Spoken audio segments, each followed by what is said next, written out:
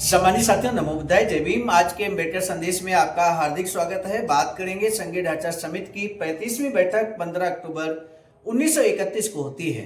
सम्मानित साथियों, हम आपको बता दें, बाबा साहब डॉक्टर अम्बेडकर संपूर्ण वाङ्मय खंड 5 से आज का अम्बेडकर संदेश पेज नंबर 148 से 149 तक हम आपके समक्ष प्रस्तुत करने जा रहे हैं।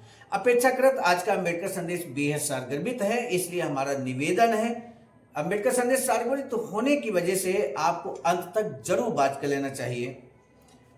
संघ और उसकी इकाइयों के बीच वित्तीय संसाधनों का विभाजन किस प्रकार किया जाए, इस बारे में बाबा साहब के जो क्रांतिकारी सुझाव हैं वो उन्हें जानना हर अम्बेडकरवादी, हर बहुजन साथी के लिए बेहद जरूरी है।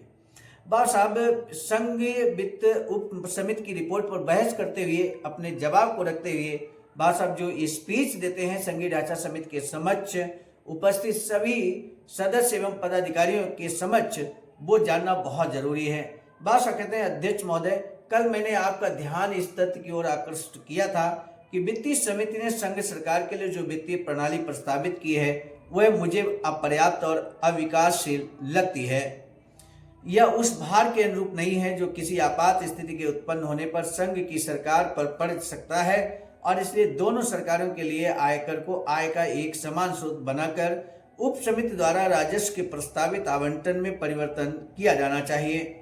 मैंने ये भी कहा था कि संसाधनों का आवंटन करते समय दो संकल्पनाओं को ध्यान में रखा जाना चाहिए।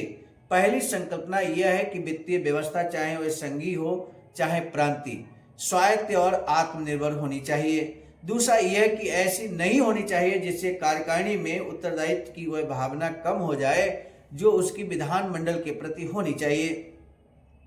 इससे स्पष्ट है कि जो आर्थिक सहायता या अंशदान स्वायत्तपूर्ण और आत्मनिर्भर वित्त व्यवस्था के अनुरूप नहीं है, उससे कार्यकारिणी में विधानमंडल के प्रति उत्तरदायित्व की भावना को क्षति पहुंचेगी और इससे विधानमंडल कार्यकारिणी के प्रति उदासीन हो जाएगा।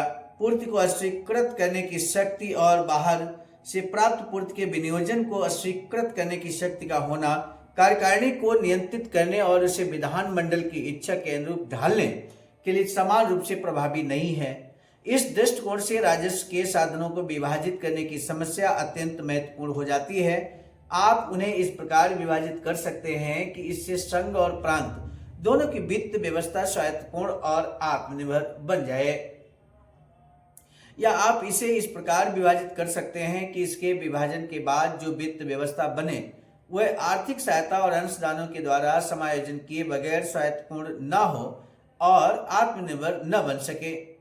आयकर पर विचार करने पर उसे राजस्व के एक संयुक्त साधन बनाए जाने का सुझाव देते समय मेरे ध्यान में यही बातें आ रही थीं। आयकर को राजस्व का संयुक्त साधन बनाने के दो उपाय हैं।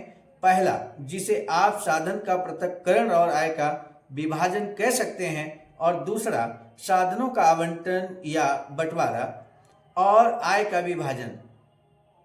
पहले उपाय में दर निश्चित करने का अधिकार इन दोनों पक्षों में से केवल एक पक्ष का होगा और यह काम स्वभावतः संघीय सरकार का ही होगा। प्रांतों का काम और कुछ नहीं, केवल कर से होने वाली आय में से सिर्फ अपना अंश प्राप्त करने का अधिकार होगा। दूसरे उपाय के अधीन दोनों को अपने अपने यहाँ आयकर की दरों को निश्चित करने का अधिकार होगा।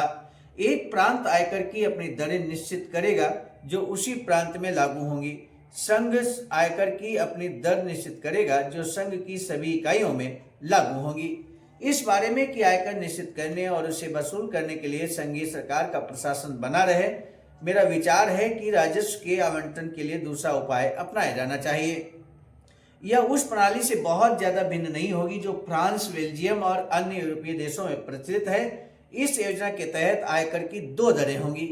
आयकर की दो दरें बाबा साहब सजेस्ट करते हैं। बाबा साहब कहते हैं कि नंबर 1 संघीय दर, जो संघीय सरकार द्वारा उसकी अपनी आवश्यकता के अनुसार निश्चित की जाएगी, और नंबर 2 है प्रांतीय दर, जिसे प्रांत समय समय पर अपनी अपनी वित्तीय आवश्यकता के अनुसार निश्चित किया करेंगे। कुल मिलाकर यह कर, जैसा कि इस समय होता है, संघीय सरकार द्वारा प्रशासित और संग्रहित किया जाया करेगा। आज के अम्बेडकर संदेश में इतना ही। सम्मानित साथियों, महत्वपूर्ण प्रश्न है, आयकर की दो दरें का सुझाव बाबा साहब ने यहाँ पर दी है। वो दो दरें कौन सी हैं, जस्ट अभी हमने जिक्र किया है। आप जरूर बताइए सर, कमेंट सेक्शन में हमें आपके जवाब का बेसब्री से इंतजार रहेगा। आज का अंबेडकर संदेश आपने अंत तक सुना, सारगर्भित अंबेडकर संदेश को आपने अंत तक सुना और निश्चित है कि आपने अंत तक सुना है, इसलिए इस प्रश्न का जवाब आसानी से आप दे सकते हैं। कमेंट सेक्शन में हमें आपके जवाब का बेसब्री से इंतजार रहेगा। आपका साधुवाद ज्ञापित करते हुए और इस निवेदन और अपील के साथ कि अंबेडकर संदेश को शेयर करना न भूलिएगा। दीजिए इजाजत, आप सभी को सादर नमो बुद्धाय। सम्मानित साथियों, यदि आप हमारे इस चैनल आवाज का ऑफिशियल, जिस पर नियमित सुबह 5 बजे डॉक्टर अंबेडकर संदेश आपको मिलता है, आप हमारे इस चैनल को सपोर्ट करना चाहते हैं तो हमारा आपसे निवेदन है कि आप हमारे इस चैनल को सब्सक्राइब कर लें, वीडियो को शेयर, लाइक, कमेंट जरूर करें। सम्मानित साथियों, हम एक महत्वपूर्ण बात बताना उचित समझते हैं। बाबा साहब की अधूरी इच्छा के अनुरूप एक वैचारिकी सेंटर निर्माणाधीन है सारनाथ वाराणसी में, जहां पर 14,000 स्क्वायर फीट जमीन परचेज कर ली गई है ring road, green city, Faridpur, Sarnath में।